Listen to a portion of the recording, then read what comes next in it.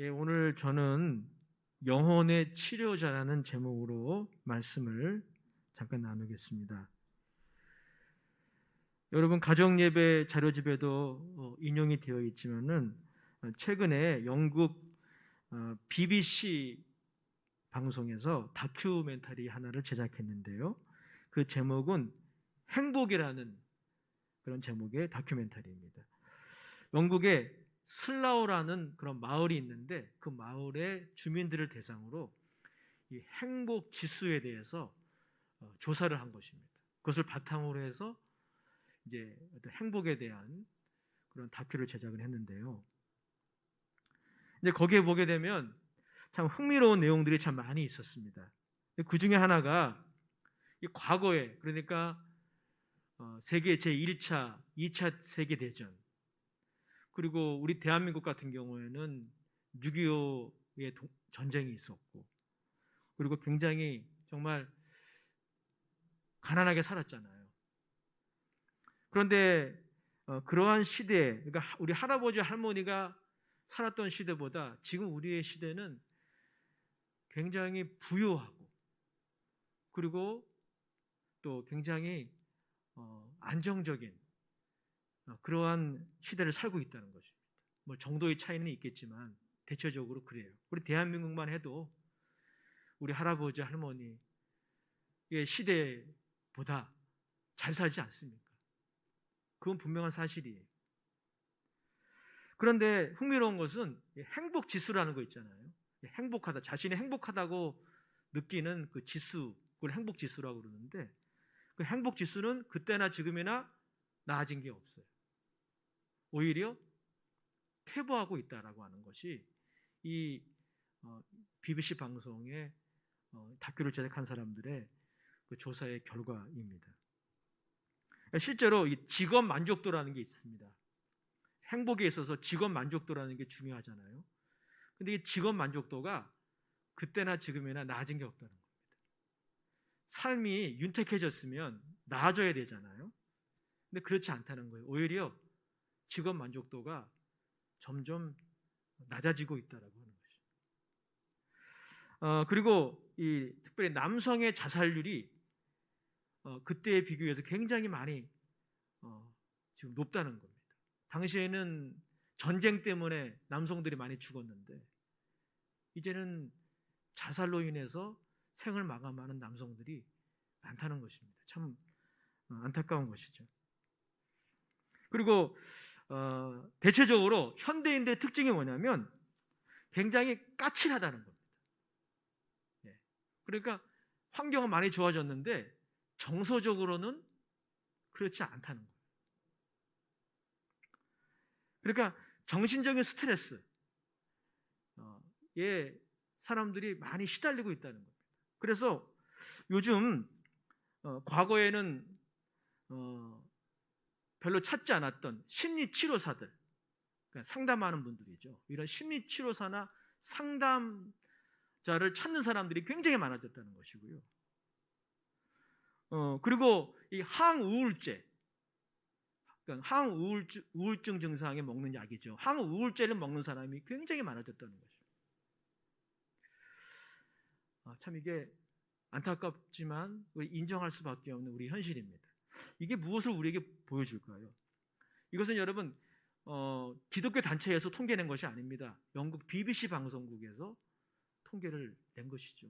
이 통계가 우리에게 보여주는 것이 무엇입니까? 인간은 환경과 조건이 좋아진다고 해서 자동적으로 행복해지는 게 아니라는 거예요. 그것을 보여주죠. 왜 그렇습니까? 인간은 영적인 존재이기 때문에. 성경적으로 답을 하자면 그 이유는 바로 이것이죠. 인간은 정신적인 존재, 또 영적인 존재. 그래서 영혼이 잘 돼야 돼요. 영혼이 잘 돼야 진짜 행복한 거예요. 반면에 영혼이 잘 안 되면 환경과 조건이 좋아져도 행복 지수는 거기에 비례하지 않는 것이죠. 그래서 요한 3서 2절의 그 축복의 기도, 그거는 여러분 공식이 아니라 축복의 기도예요. 축복의 기원입니다. 사도 요한이 가이오 장로에게 축복하는 내용이에요. 우리 한번 같이 읽어볼까요? 시작. 사랑하는 자여, 내 영혼이 잘됨 같이 내가 범사에 잘되고 강건하기를 간구하노라. 할렐루야. 최고의 축복입니다. 우리 서로 그렇게 축복할 수 있기를 주의 이름으로 축원합니다. 영혼이 잘 돼야 되는 것이죠.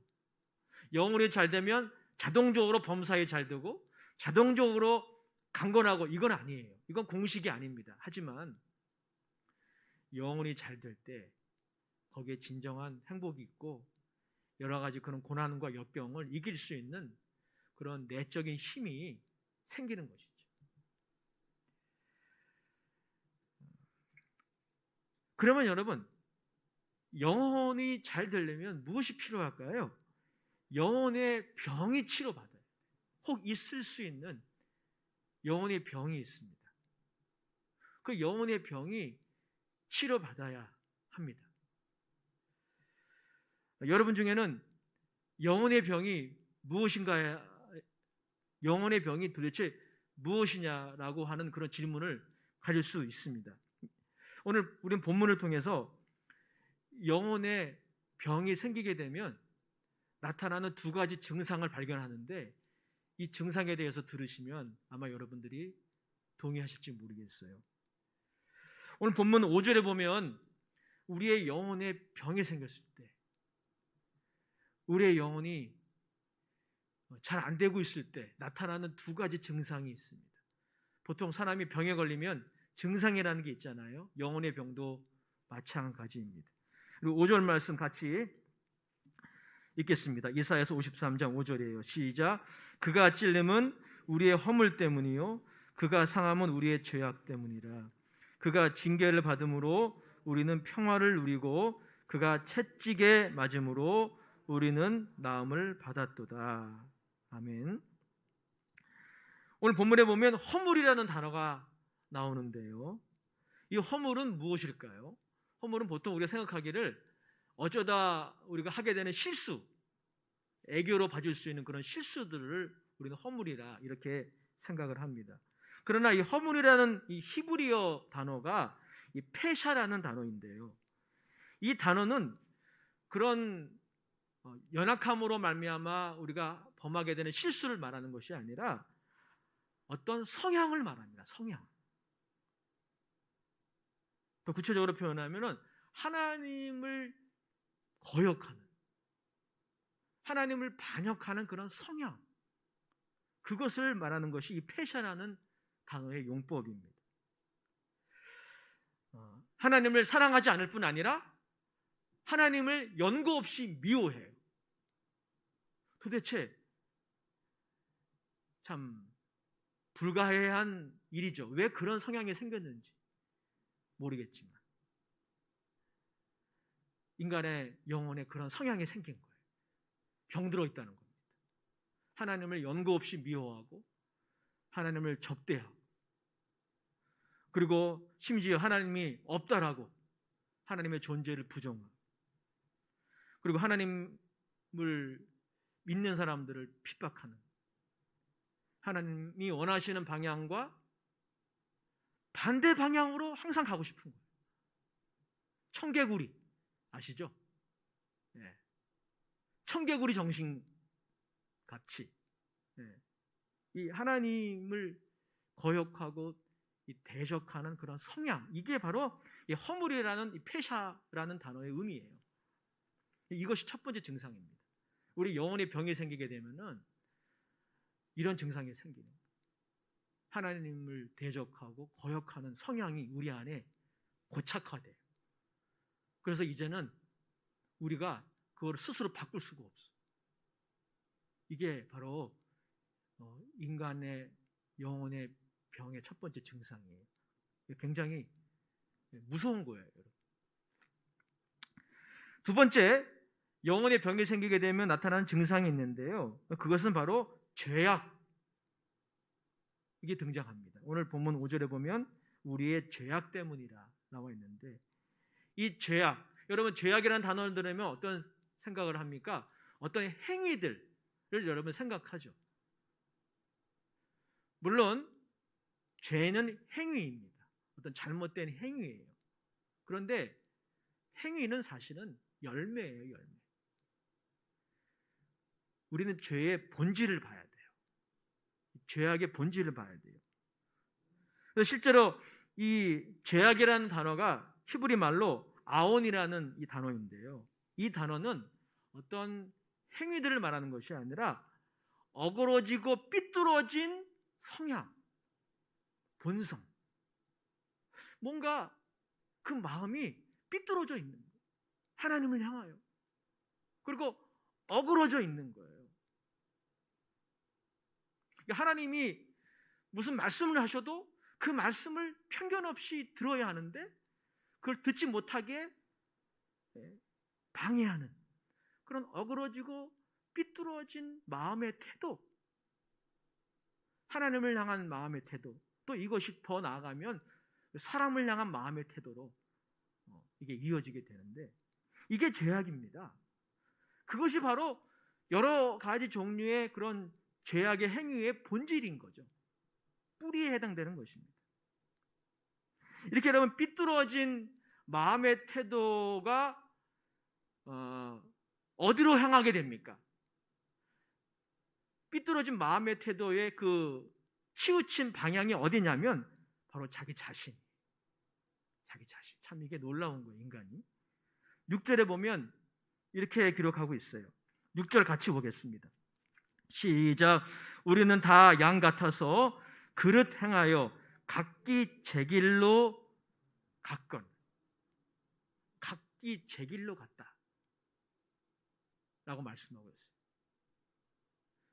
마음이 어그러지고 삐뚤어져서 올바른 방향으로 가야 되는데 각기 제 길로 가는 것이죠.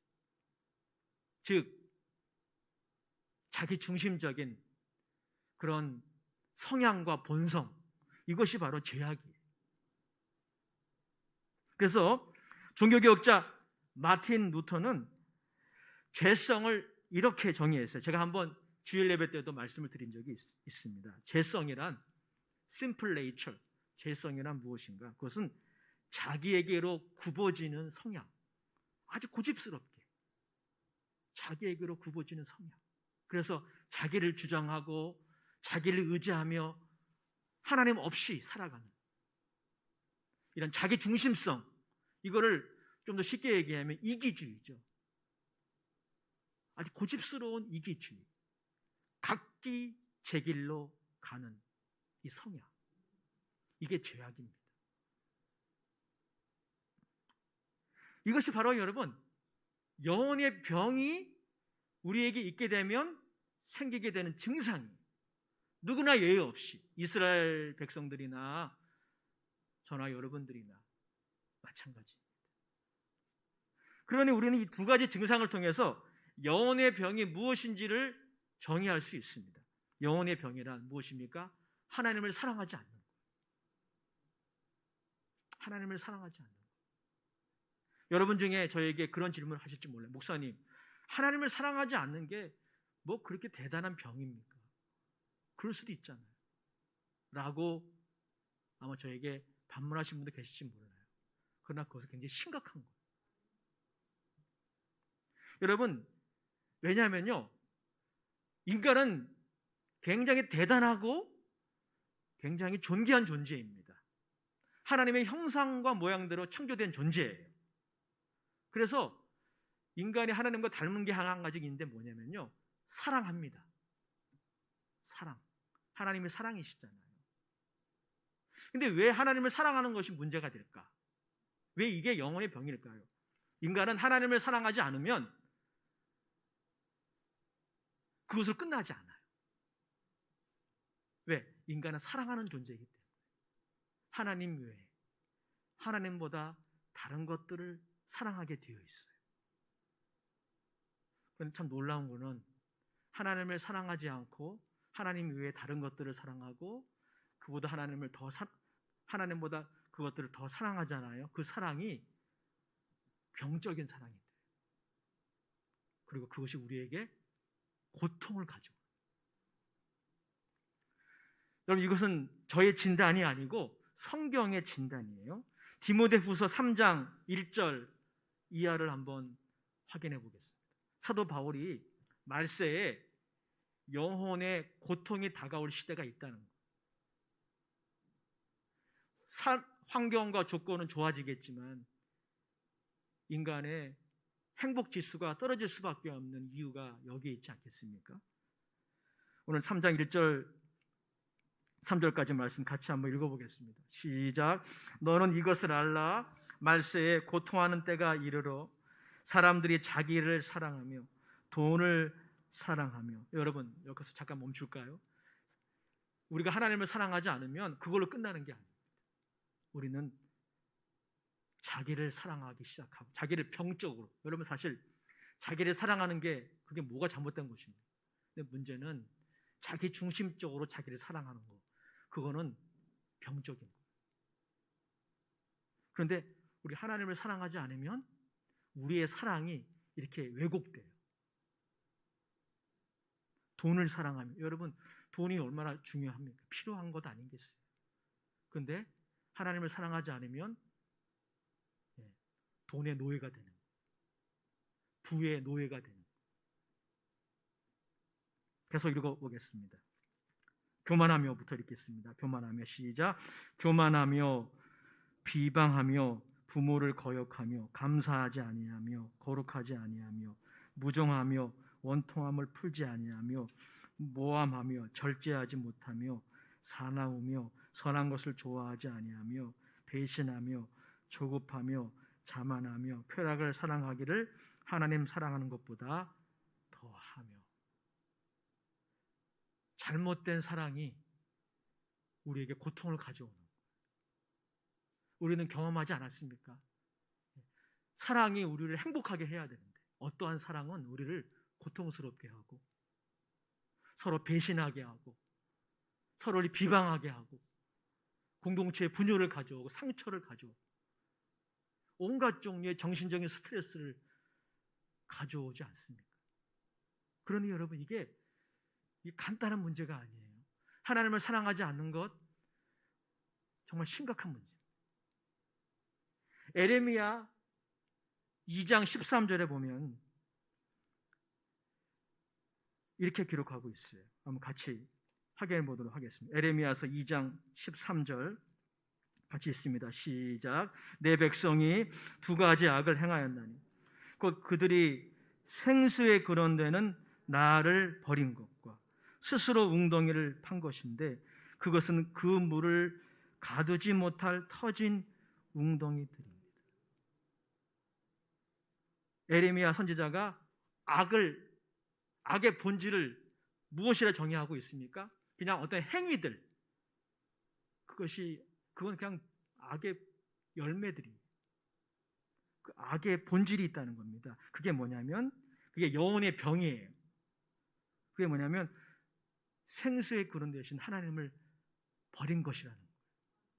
즉 생수의 근원이 우리에게 필요해요. 우리는 하나님의 형상과 모양대로 창조되었기 때문에, 영적인 존재이기 때문에 생수의 근원이 필요합니다. 영혼의 만족이 필요해요. 그런데 언제부턴가 인간이 영혼의 만족이 하나님께 있는데 그 하나님을 버린 것입니다. 그리고 그걸로 끝난 게 아니라 아까 제가 말씀드렸잖아요. 하나님을 사랑하지 않는 것으로 끝나는 게 아니에요. 그 다음에 무엇을 했습니까? 하나님 외에 스스로 웅덩이를 만들어서 거기다가 생수의 근원을 삼으려고 한 것이죠.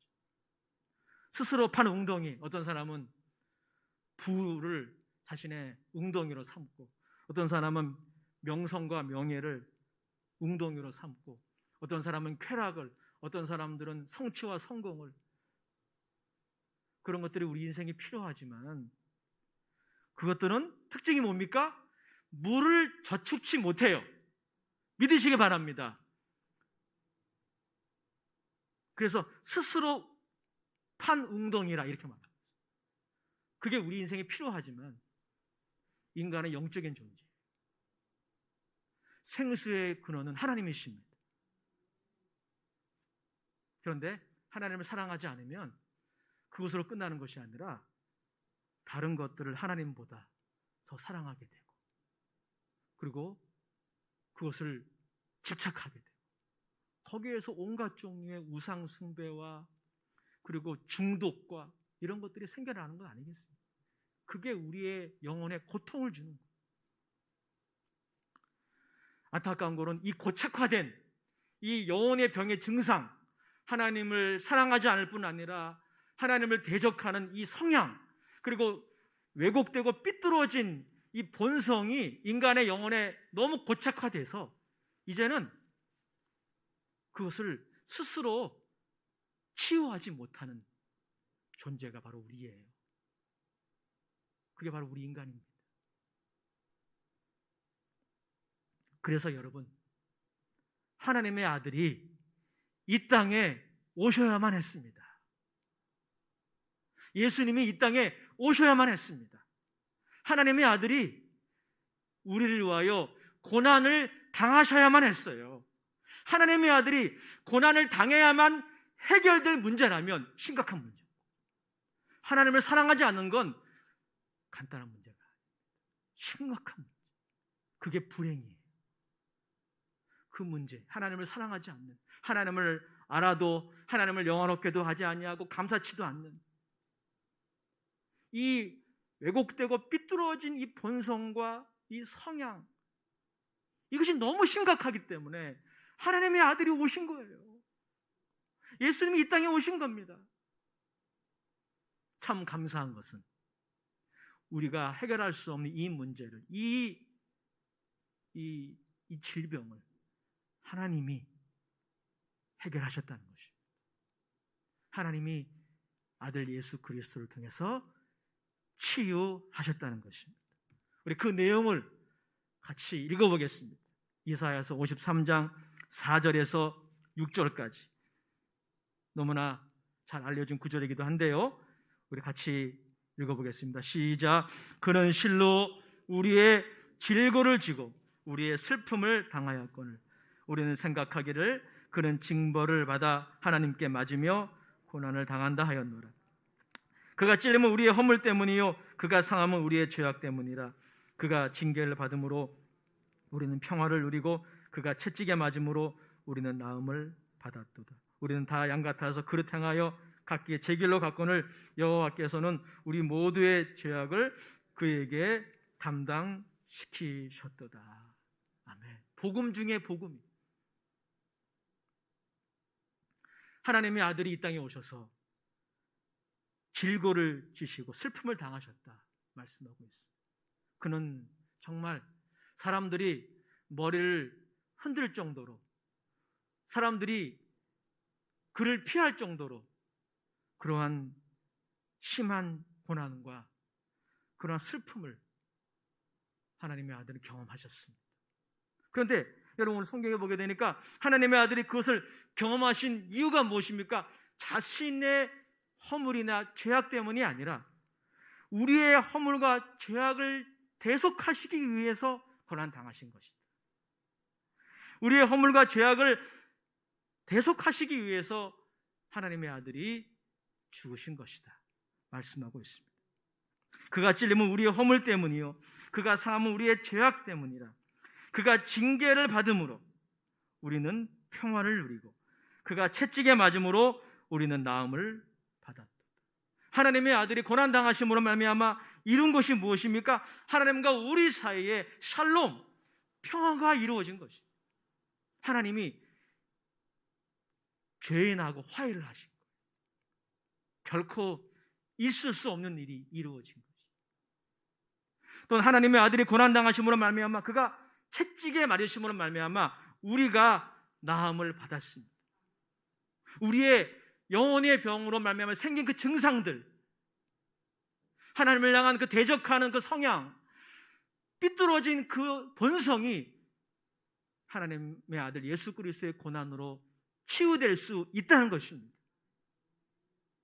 그러니 여러분, 하나님의 아들의 고난이 그냥 과시용이 아닌 거예요.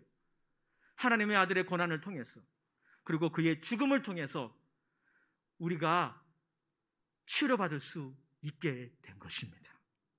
그 효력이 2000년 전에 끝난 것이 아니라 지금도 계속되고 있고 앞으로도 계속될 것입니다. 누구든지 이 예수님을 구주로 영접하면 그 영혼의 병이 치료받기 시작해요. 완벽한 치료는 주님이 이 땅에 다시 오실 때 이루어질 거예요.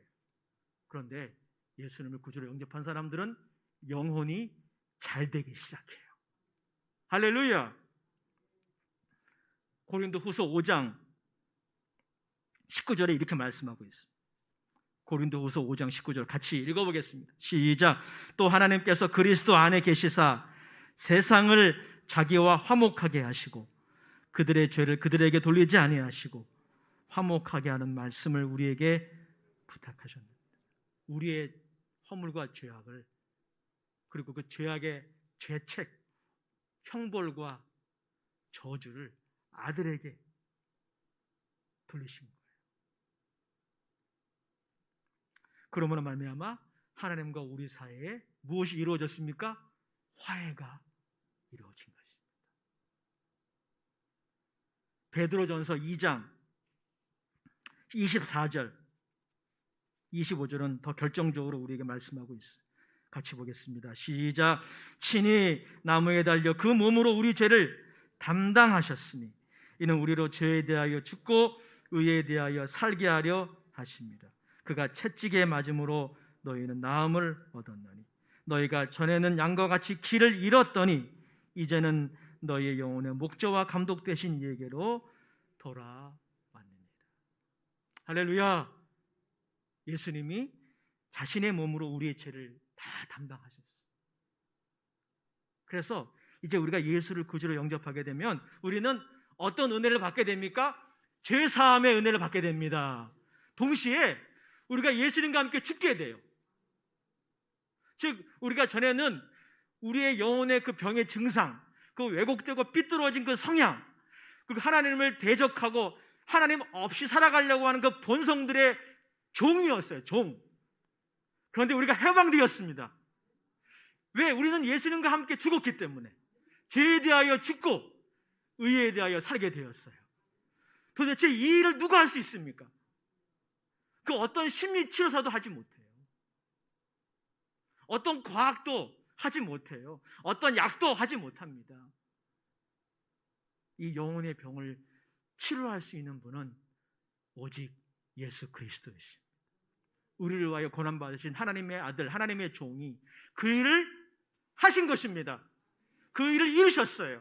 예수님이 십자가에서 마지막 마디가 그건 아닙니까? 테텔레스타이, I have finished everything. 내가 다 이루었다. 다 이루셨어요. 이제 여러분이 각자 그 예수님을 마음의 구주로 모시기만 하면 됩니다. 예수를 구주로 영접한 사람마다 그 예수님의 십자가의 그 능력이, 하나님의 아들의 그 고난의 그 효력이 나타나는 것입니다. 영혼이 잘되기 시작하는 거예요. 범사도 잘되기 시작하는 것입니다. 육체의 질병도 이기고 고난도 이길 수 있는 것입니다. 이 땅에 사는 동안에는 우리에게 고난이 있어요. 여전히 정신적인 스트레스는 있을 것입니다. 근심과 염려 있을 것입니다. 때로는 누군가가 나에게 상처를 줄 수도 있고 나는 또 좌절할 수도 있을 거예요. 하지만 예수님을 모신 사람들은 영혼이 잘된 사람입니다. 이길 수 있습니다. 이길 수 있습니다. 이게 여러분 복음 중에 복음 아닙니까? 여러분 모두가 다 이 은혜를 누릴 수 있기를 주의 이름으로 축원합니다. 설교를 준비하면서 작곡가 핸델이 생각이 났습니다. 할렐루야, 할렐루야. 여러분 이 노래 아시죠? 핸델의 메시아의 한 오라토리아. 핸델의 메시아.